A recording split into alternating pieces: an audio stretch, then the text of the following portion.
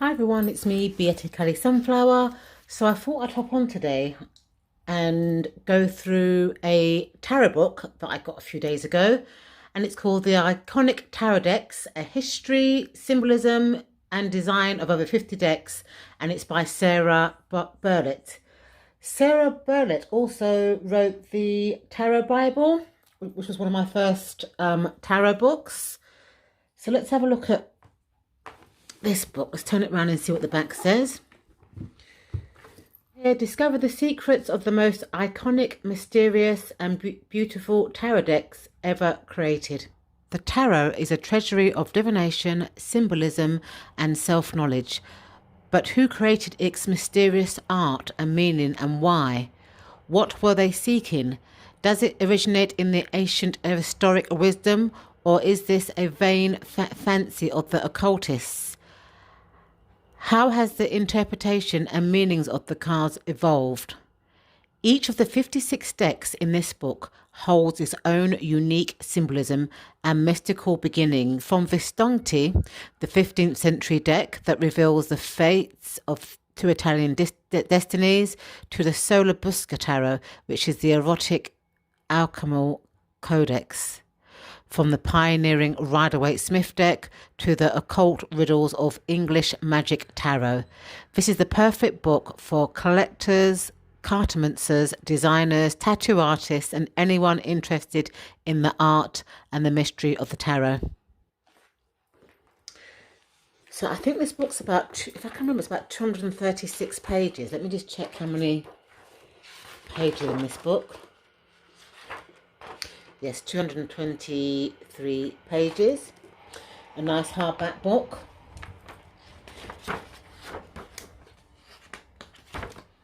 So it was first published in 2021 by Francis Lincoln Publishing. They're a UK publishing group, and they're based in London, N7, which is not too far from where I stay. So it's got a contents page, and it gives an introduction, how to use the tarot, the history of the tarot, and then it's got 5 chapters. So chapter 1 is influential decks, chapter 2 is beginner divination decks, chapter 3 is art and collector decks, chapter 4 is historic and occult decks, chapter 5 is contemporary decks, and then it has a conclusion and an index. I think I'll read the first paragraph. In the world of tarot, it has become fashionable to use the analogy of Fool's journey as our own, as we set off down the path to self-understanding. The Fool, or oneself, meets other characters or experiences, various states of being, as seen in the major Arcana cards, that are considered stepping stones for personal growth. In fact, each card or stepping stone mirrors something infallible and magical within us. Our tarot journey also enables us to make decisions or take responsibility for our choices as we begin to understand the deeper archetypal themes to which we resonate.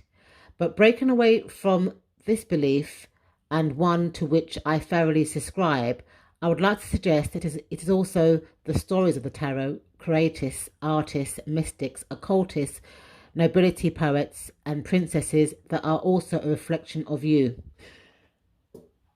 Then it talks about the 78 cards. These days, the standard deck of tarot is made up of 78 cards. They consist of 4 suits of 14 cards each, known as the minor arcana, plus the major arcana made up of 22 cards.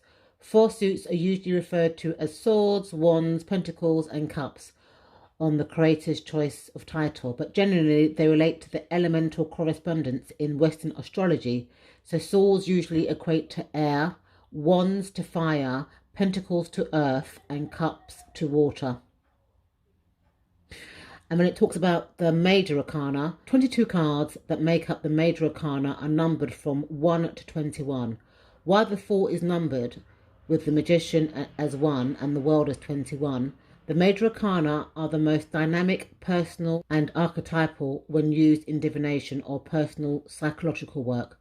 The unnumbered 4 is sometimes considered the very essence of oneself. Archetypes. The major arcana are usually interpreted as powerful archetypes known to us all, but but often hidden away in their unconscious. When used in divination or self-healing readings, the images provoke a reaction within us that informs us of various states which either need addressing or are already or will be the manifest in our lives. These can also be outside influences such as events, experiences, or people that we meet, depending on the layout of the cards. The archetypal meaning can change from a positive quality to a more negative one, and vice versa. And then it finally talks about the suits, and it says here the 4 suits usually have 10 pip cards. In other words, cards numbered 1, and it's got ace in brackets to 10, and then 4 court cards. These are usually in ascending order: page, knight, queen, and king. This format is found especially in Rider-Waite's Smith styles. However, you will find in some decks that these titles have been changed, so the page may be known as princess, the knight a prince, as in the Crowley-Foth format, and so on. Variants also occur in contemporary decks with alternative court cards such as mother, father, daughter, and son. So here it's got like some different cards. So this is the major arcana from the Enchanted Tarot. So you've got the Wheel of Fortune, the Strength card, the Hierophant, and the Fool. And then it goes into some kind of like symbolism. So here's a brief guide to the symbolic correspondence and interpretations of each of the cards illustrated. So it looks like it gives you the astrological affinity and keyword stroke phases for each of the cards in the major arcana.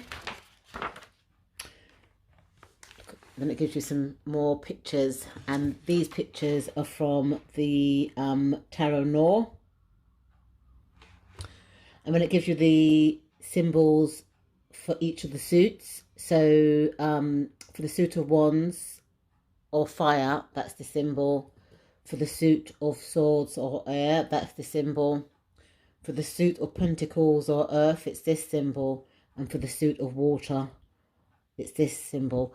I've got a tarot deck that the minor arcana is got this symbol. So for example, the Two of Cups would say 2 and this symbol. And sometimes it's confusing to kind of understand what it means if you don't know the symbols for each card. It then goes on to give you some more tarot card pictures. And this is from the Golden Thread Tarot deck. And then it goes on to talk about the court cards. There are some useful interpretations for the court cards of each suit. The page, knight, queen, and king usually represent people you meet in life or could be useful or troublesome influences. When making choices, they can also represent part of yourself, something within you that you project onto others, so that the quality the card represents in yourself will be imported into your life through another person or is being expressed by you. So pages. All pages represent playful energy, childish lovers or friends, opportunists, light-hearted adults. Knights. All knights represent extreme of energies. For example, the Knight of Wands is a seductive lover, but also an insensitive rogue. Queens. All queens represent feminine power, both creative and intuitive. Kings. All kings represent dynamic, authoritative, male or mature power. Page of Wands, childlike, exuberance, a charming admirer, creative ideas. Knight of Wands, seductive but unreliable, adventurous but non-committal. Queen of Wands, self-assured, confident and charismatic. King of Wands, powerful authority figure. Page of Wands, whiz kid, creative friend. I like that description. Knight of Pentacles, inflexible, stubborn but gets things done. Queen of Pentacles, generous, caring, warm-hearted person. King of Pentacles, reliable, business-orientated, successful. Page of Swords, youthful ideas, intellectually dexterous. King of Swords, tactless and critical, but incisive and frank. Queen of Swords, astute, quick-witted, shrewd. King of Swords, articulate, analytical, eagle-eyed. Page of Cups, light-hearted, sensitive soul. Knight of Cups, ideal lover but suspect intentions. Queen of Cups, compassionate, tender, kind. King of Cups, wise, stable, generous father figure. Look at some court cards from the Tarot de Marseille. So, Page, Knight, Queen, and Wands. It talks a bit how to use tarot. Although this book is mostly concerned with tarot decks and their stories, symbols, and secrets, it is useful to know how tarot is used for divination and self-developmental purposes. Here is a brief introduction to using the cards. Divination. Divination is rooted in a Latin word meaning to be inspired by the gods, and in a way it's about getting in touch with the spark of the divine that is within you. In fact, what you are doing when you divine or try to find inspiration from the gods is to open yourself up to the universal language of symbols, and by doing so connect to the deeper workings of the unconscious, of which we are all part, and which can also be called divine. These days, most people use the tarot for understanding who and what they are and their goals and intentions. The tarot is also used for inner reflection, spiritual growth, and mostly for making decisions to ensure that responsibility is taken for the future. Although tarot was at one time labelled a fortune-telling device, the truth of the tarot is that it mirrors and portrays not only the people who have created or illustrated these unique decks, but everything about you too. In fact, the artist, occultist, the magician, and the philosopher are all you. Fate or free will. Tarot is thought to be an objective way to discover the opportunities you have and how to use that knowledge. It reveals the way things are now, usually represented by you now card. The influences and the way things were before this present moment, the past card, and the influences and the way things will turn out in the near future, the future card. In relation to the question or issue, of course, the process of evolving and living means that we are always in flux, and so fate and free will are not mutually exclusive. Fate may seem to be something that happens without conscious intentions, and free will is something that happens through personal choice. But making choices and also meeting the unexpected are both part of the deeper resonance of you in the universe. So because they are both part of every moment, the two energies are simultaneously in play when using the tarot. Don't think I am fated. Think more along the lines of my character is my fate. Okay, so it talks a bit about tarot reading. Tarot strikes through the illusion of opposites and shows you that its key message is not about prediction or fortune telling. It's about who you are now and what you will do with knowledge to take responsibility for your choices. I don't know if I agree with that, but hey, I believe that tarot is a predictive tool, but that's just my personal opinion. At the moment you consult it, the tarot is a connection between you and the universe. Reading the tarot can help you discover more about your own self, your potential, and the direction you are going in. The only time the tarot can be wrong is if you, the reader, project what you want to happen on the card rather than reading what you are actually saying. So the best way to read the tarot is to, well, read it. Talks about card of the day, how to shuffle and select your card of the day.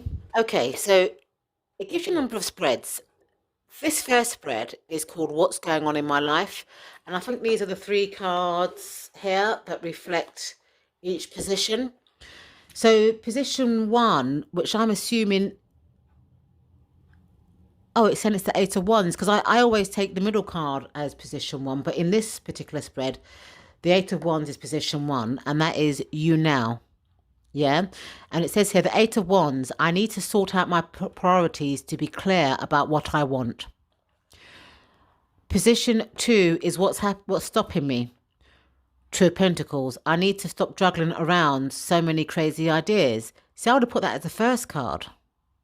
And the final card is the action to take, the Hierophant. I must seriously reflect on what I want and listen to good, objective advice. So spread 2, how do I make the right choice? And there's 4 cards here. So position 1, you now, the Temperance. I'm always compromising and letting other people choose for me. Queen of Wands is the difficult influences. Queen of Wands, an arrogant female figure who doesn't have my best interests at heart. Beneficial influences, the Chariot, a no-nonsense motivated friend or colleague. And how to make the decision, Ace of Wands. Be creative with my vision and stick to my original ideas. So this is the final reading, spread 3. How do I find love spread? So position 1 is you now. 2 of Swords. I put up barriers and don't let people get close to me. What's stopping me from finding love? This is position 2. And it's got the 10 of Swords, thinking everyone is against me. Position 3 is the kind of lover you want right now, the Sun. And that is someone fun, loving, playful, and free-spirited. Position 4 is what you must express, 10 of Pentacles. Show that I enjoy the good things in life. And the final card is the kind of love who will come into your life. And it's the Wheel of Fortune. Someone who has already loved and lost and is ready to take chance if I'm open and honest. So this is the Wheel of Fortune from the Fisconti deck. So it talks a bit here about the history of the tarot, the resonance, the age of reason, and the golden dawn. It also talks about Crowley as well, and it gives you a few cards. So this is the Olivo from the Solar Bisca tarot, the Lovers from the Crowley deck, and this is the 4 of Discs from the Holy Light tarot. So let's go into chapter 1, the influential decks. So it speaks about Italian art, French and British art. This is the Fisconti deck. I can't say the last name, so that's why I just call it Fisconti. And let me see what it says. So it tells you the creator. So it says it was commissioned by Fisconti family in 1450. The illustrator is Bonifacio Bemo, and the publisher is US Games from 1991. It gives you a lot of introduction about this deck, the historic spirit of the resonance, and it gives you the sun card, picture of the sun card there.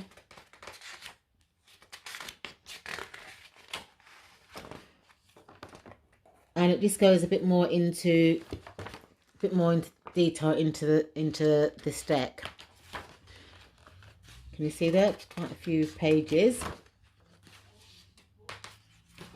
Talking about the symbols and stuff. Then the next deck is the Tarot de Marseille, widely published in various formats and styles. The Marseille decks are still used throughout Europe today for divination and game playing. So the creator is Jean Nubret from 1650 to 60, illustrator Jean Nubret, and the publisher editionsnubret.com. So it talks about the Marseille, the Tarocchi fashion, gives you some cards. I mean, it just gives you some pictures and talks about the symbols in the deck, the Noblet magic, and talks about a few cards. The next deck is the Book of Thoth, and it's got the creator Jean Baptiste, 1788. The illustrator is unknown, but possibly Etalea. Publisher was Scarable in 2012. And again, talks about the history of the deck. Gives you some cards. Talks about some influences involved in this deck. Talks about the symbolism and stuff. Then it's got the Rider-Waite Smith. This is the system that I prefer. It's got here a compelling, complete merger of art, divination, and historic thought. Creator A.E. White, 1910. Illustrator Pamela Coleman Smith. Publisher US Games, 1971. A bit of the history of the Rider-Waite-Smith deck. Revival of the historic thought. And it gives you some cards. It talks about A.E. White and Pamela Coleman Smith. Kings and thrones, eclectic symbols,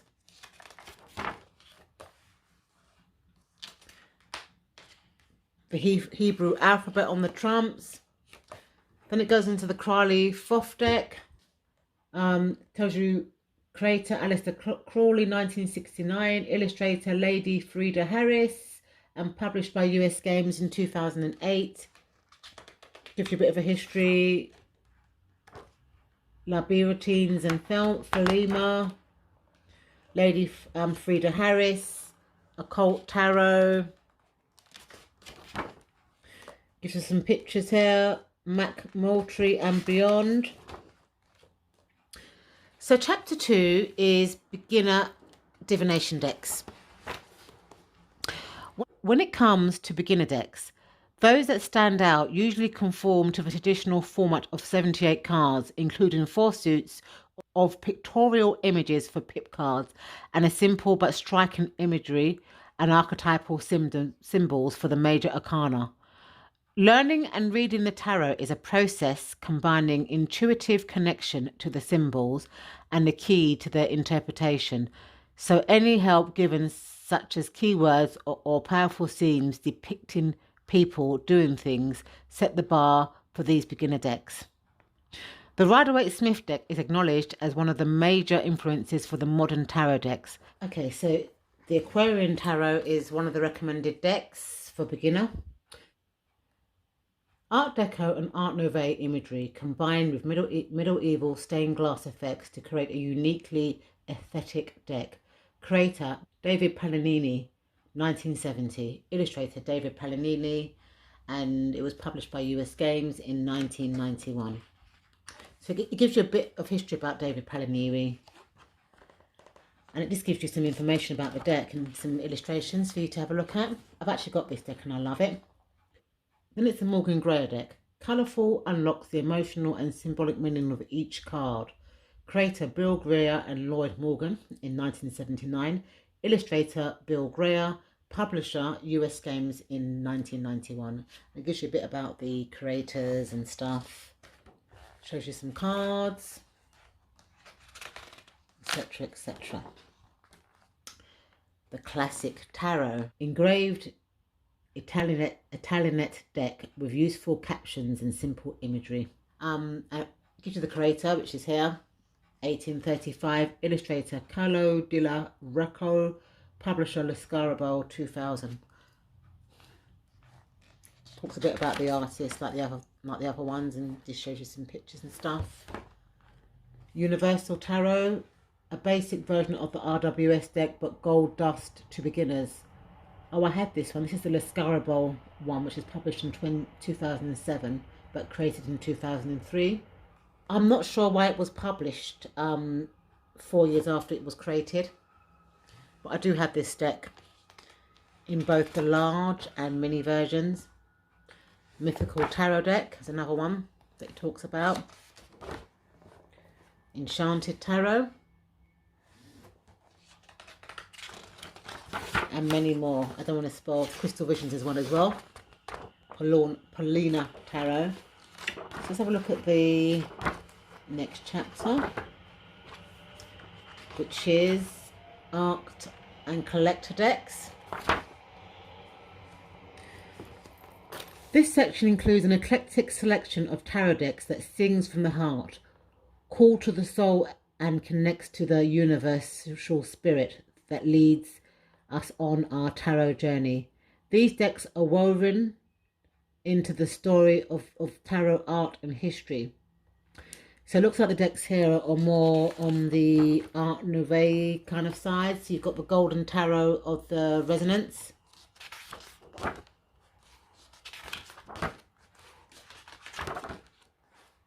Manggetta Tarocchi.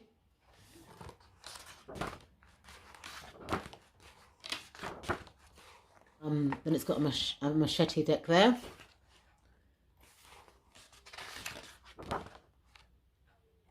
Le Tarot de Paris.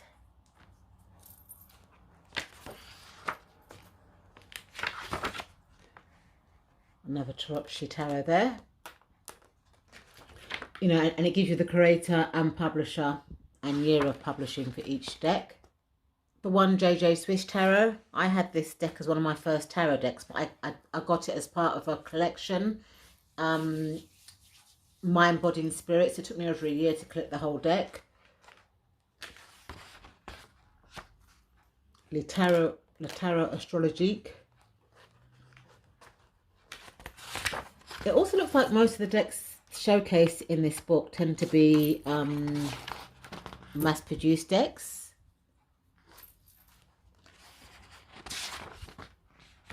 John Boyer Tarot.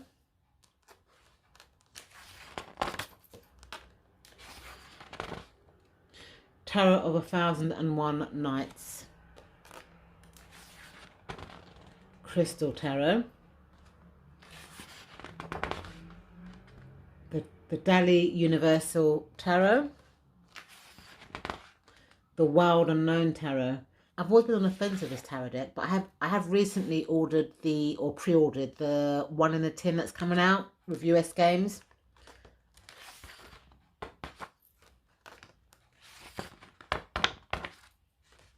The Golden Tarot of Klimt. Deviant Moon Tarot.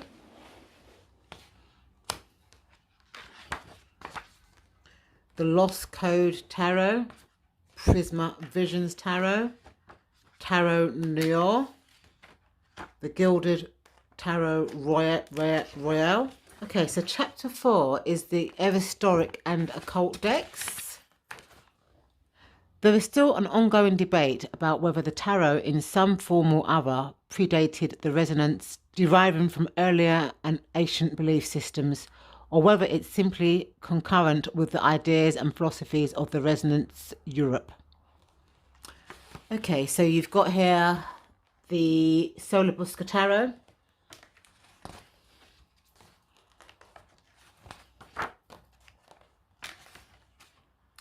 Oswald Worth Tarot. The English Magic Tarot.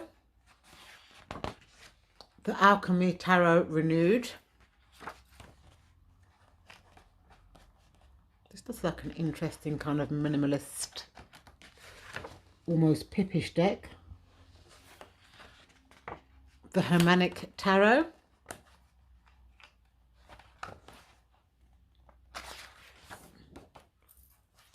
Brotherhood of Light Egyptian Tarot.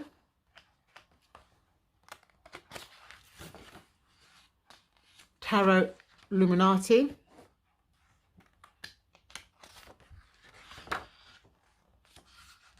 Via Tarot. Splendor Solis Tarot. Cosmic Tarot. Tarot of the Holy Light. Rosetta Tarot. I've been looking for this tarot deck for quite a while. I think this one comes in a tin, if I can recall. And then the final chapter is contemporary decks. With tarot popularity growing, there are thousands of decks published every year, and choosing a special few is never easy. But here are some that stand out from the crowd for a variety of reasons. They may be artistically unique, focused on a bizarre theme, or directed at a targeted audience. Okay, so let's see what decks have been chosen here. Dreams of Gaia Tarot. I love this deck. Bianca Nero Tarot. Or Bianca Nero. Tarot of New Visions. Nafitari Tarot. I thought this deck was out of print. Anne Stokes Gothic Tarot. Book of Azathoth, Shadowscapes Tarot, Vision Quest Tarot, Golden Thread Tarot, Goddess Tarot. Aleister Crowley's belief that tarot is an intelligence in itself is perhaps more viable than many think. In fact, as you read the stories and secrets of the earliest decks and their creative accomplices, or turn to the pages of contemporary tarot, whereby artists respect and utilize the tarot's archetypal nature to showcase their own creative power, you are engaging with this living force. If tarot is an energy, a voice, a secret, an intelligence, a messenger of all that has been and will be, then in a way it is a divine thing too. So much so that when we turn to it, we find that moment of being at one with the universe, and for just that instant know the truth of who we are and where we are going. Tarot is a curious paradox. It is brutally honest, yet kind enough to tell us the way forward. In fact, the tarot never lies and always tells the truth. Not only does it mirror those who read its messages and those who paint or create new versions of these messages, it also mirrors the depth of who you are. The playwright George Bernard Shaw wrote, "You use a glass mirror to see your face, and you use works of art to see your soul." Maybe tarot is the most accomplished and finest work of art of all. Isn't that gorgeous? And when it gives you an index. Beautiful. I will leave a link in the description bar should anybody be interested in purchasing this. Thank you so much for watching, and I'll see you in my next video. Bye for now.